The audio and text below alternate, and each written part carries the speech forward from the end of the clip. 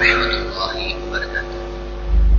எல்லாம் வல்ல இறைவனின் நல்லடியார்களே, அதே இறைவனினுடைய சாந்தியும் சமாதானம் நம் அனைவரின் மீதும் என்றென்றும் நின்று நிலைபெறட்டுமாக. தினந்தோறும் மகரிப் தொழுகை முடிந்ததற்கு பின்பாக ஒரு சில நபி மொழிகளையும் அந்த நபி மொழிகளுக்கான விளக்கங்களையும் நாம் தொடர்ந்து அறிந்து வருகிறோம். அந்த அடிப்படையில் தற்பொழுது சஹீஹுல் புகாரியில் 5035வது எண்ணில் பதியப்பட்டிருக்கிற செய்தியையும் அது தொடர்பான ஒரு சில விளக்கங்களையும் அறியலாம். இந்த செய்தியில் இப்னு அப்பாஸ் ரலியல்லாஹு அன்ஹு அவர்களை பற்றிய ஒரு தகவலை, ஒரு அறிவுரையை இட்டு சென்றார்கள். இப்னு அப்பாஸ் என்பவர்கள் நபிகள் நாயகம் ஸல்லல்லாஹு அலைஹி வஸல்லம் அவர்களுடைய காலத்தில் இளம் வயது சிறுவனாக இருந்தவர்கள். ஒரு சிறுவராக இருந்து நபிகள் நாயகம் ஸல்லல்லாஹு அலைஹி வஸல்லம் அவர்களோடு இருந்தவர்கள். ஆனால் ஏராளமான சஹாபாக்களை விட குர்ஆனுக்கான விளக்க உரைகளை அதிகமாக கற்றறிந்திருந்த ஒரு நபித்தோழர் என்றால் அது இப்னு அப்பாஸ் ரலியல்லாஹு அன்ஹு. ரசூலுல்லாஹ்வோடு ஆரம்ப காலத்திலிருந்து பல நபித்தோழர்கள் இருந்தார்கள். அவர்களை காட்டிலும் இப்னு அப்பாஸ் அவர்களுடைய குர்ஆனினுடைய தஃசீரினுடைய ஞானம், அவர் குர்ஆனை அணுகக்கூடியது, குர்ஆனை புரிந்து கொள்ளக்கூடிய விதம் இன்னும் நெருக்கமாக இருக்கும் என்று ஏராளமான சிறப்பிற்கு சொந்தக்காரர். இவர் ஒரு கட்டத்தில் அறிவிக்கிறார், நபிகள் ஸல்லல்லாஹு அலைஹி வஸல்லம் அன இப்னு அஷ்ர் சினீன். நபிகள் நாயகம் ஸல்லல்லாஹு அலைஹி வஸல்லம் அவர்கள் மரணிக்கும் பொழுது என்னுடைய வயது 10 வயதாக இருந்தது. ரசூலுல்லாஹ் மௌத்தா போகும்போது என்னுடைய வயசு எத்தனை? 10 வயசு. அந்த 10 வயதிலும் கூட வக்கது கரஅத்துல் முஹ்கம், திருமறை குர்ஆனில் இருக்கக்கூடிய முஹ்கமான அத்தியாயங்களை நான் மரணம் செய்தவனாக இருந்தேன். திருமறை குர்ஆனினுடைய முஹ்கமான அத்தியாயம் அப்படின்னா கிட்டத்தட்ட அது குஜராத்தில் ஆரம்பிச்சு சூரத்து நாஸ் வரைக்கும் 49வது அத்தியாயத்திலிருந்து 114வது அத்தியாயம் வரைக்கும் கிட்டத்தட்ட திருமறை குர்ஆனில் பாதிக்கும் அதிகமாக ஒரு 10 வயது சிறுவனாக இருந்த இப்னு அப்பாஸ் அவர்கள் மனநமிட்டு நான் தொழுகை ஓதி வந்தேன் என்று சொல்லுகிறார்கள். யோசிச்சு பாருங்க, நம்ம சிறுவர்கள் பெயர் பருவத்திலிருந்து இப்பொழுது ஒரு இளைஞர் பருவத்திலோ அல்லது வயோதிக பருவத்திலோ நாம் இருந்து கொண்டிருக்கிறோம். நம்முடைய வீட்டிலும் சிறுவர்கள் இருந்து வருகிறார்கள். நம்மளாலேயோ அல்லது நம்முடைய வீட்டில் இருக்கக்கூடிய சிறுவர்களாலேயோ இந்த வாசகத்தை சொல்ல முடியுமா? எனக்கு 10 வயசு, சரி 10 வயசு கொடுங்க, எனக்கு 40 வயசு, எனக்கு 30 வயசு, எனக்கு 25 வயசு, நான் வந்துட்டு திருமறை குர்ஆன்ல பாதிக்கும் அதிகமான அத்தியாயங்களா நான் மரணம் செய்து வைத்திருக்கிறேன். எத்தனை பேர் இருக்கிறோம் யோசிச்சு பாருங்க. திருமறை குர்ஆனை அதிகமாக மரணம் செய்வதற்கு ஆர்வம் இல்லாத ஒரு கூட்டமாக நாம் மாறிக்கொண்டிருக்கிறோம். எத்தனை சூறாக்கள் நமக்கு தெரியும் யோசித்து பாருங்க. ஒரு ஜுசு தெரியும் அப்படின்னு சொன்னாலே அதையே நாம் பெயராக பார்க்கிறோம். ஒரு ஜுசு தெரியுமா என்று பார்த்து கொண்டு இருக்கிறோம். அதிகபட்சம் நம்முடைய நிலைமையில என்ன தெரியுமா? மிஞ்சி மிஞ்சி போனா இந்த சூறா வச்சே சுனத்தொகை எல்லாத்தையும் ஓட்டிடலாம்.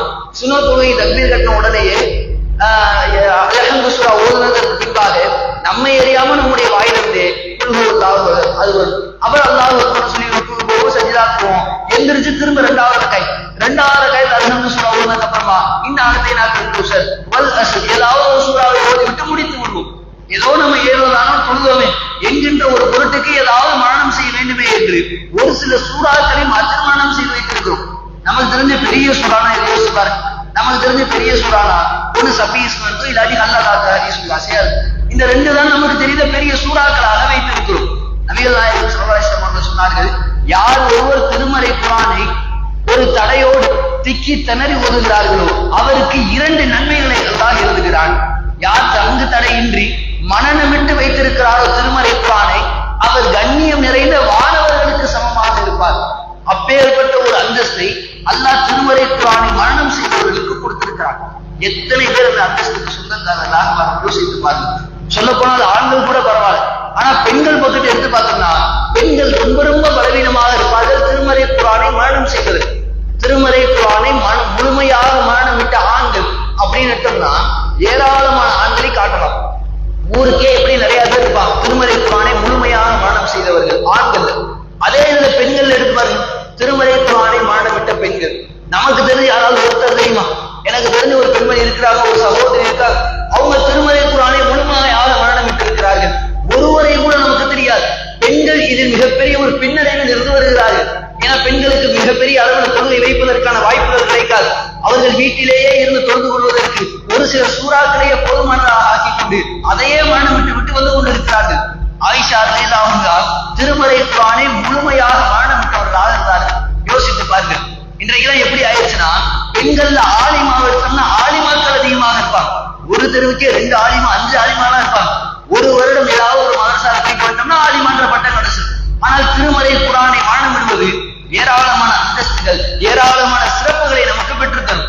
ஒரு 10 வயது சிறுவர் சொல்கிறார், திருமறை குர்ஆனினுடைய பாதிக்கும் அதிகமானதை நான் மனனம் விட்டிருந்தேன். இன்றைக்கு நம்முடைய நிலைமை என்ன? கடைசி ஒரு ஜுஸ், கடைசி 30வது ஜுஸ்ல அதிகபட்சம் 30 சூறா. அந்த 30 சூறால நமக்கு அதிகபட்சம் தெரிஞ்சது 10 சூறாக்கள். யோசித்து பாருங்கள் நம்முடைய நிலைமை எந்த அளவுக்கு இருக்கிறது என்று.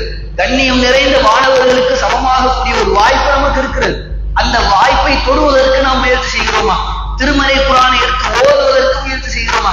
எந்த அளவுக்கு பின்னரை கொண்டோம்னா, அரபியில் ஓத தெரியாத நபர்கள் இன்றைக்கு ஏராளமாக இருக்கிறார்கள். திருமறை குர்ஆன் அரபியில ஓத தெரியவில்லை. இன்னும் சூறாக்களை மானம் செய்யும்போது தமிழ்ல இருக்கிறதை பார்த்து மானம் விட்டுக் கொண்டிருக்கிறோம். பரவாயில்ல, பிரச்சனை கிடையாது. ஆனால் அரபியில் ஓதுவதற்கும் நாம் கற்றுக்கொள்ள வேண்டும். இப்படி இது போன்ற நன்மையான காரியங்களில் நாம் ஏராளமான விஷயங்களை நம்மால் பார்க்க முடிகிறது. ஒரு பின்னடைவான ஒரு சூழல் இன்றைக்கு நம்முடைய மக்களிடத்தில் இருப்பதை நம்மால் கவனிக்க முடிகிறது. ஆக பார்ப்பவர்களே, திருமறை குர்ஆனை மரணமிட்டு ஓதுவதால் நமக்கான சிறப்புகள் ஏராளம் என்று நபிகள் நாயகம் ஸல்லல்லாஹு அலைஹி வஸல்லம் அவர்கள் சொல்லியிருக்கிறார்கள். அது போன்ற சிறப்புகளுக்கு சொந்தக்காரர்களாக ஆகக்கூடிய வாய்ப்பினை ஒரு ரஹ்மான் ஒவ்வொருவருக்கும் தந்து கொள்வானாக. வாஹ் தக்வானா அல்ஹம்துலில்லாஹி ரப்பில் ஆலமீன். அஸ்ஸலாமு அலைக்கும் வரஹ்மத்துல்லாஹி வபரகாத்துஹு.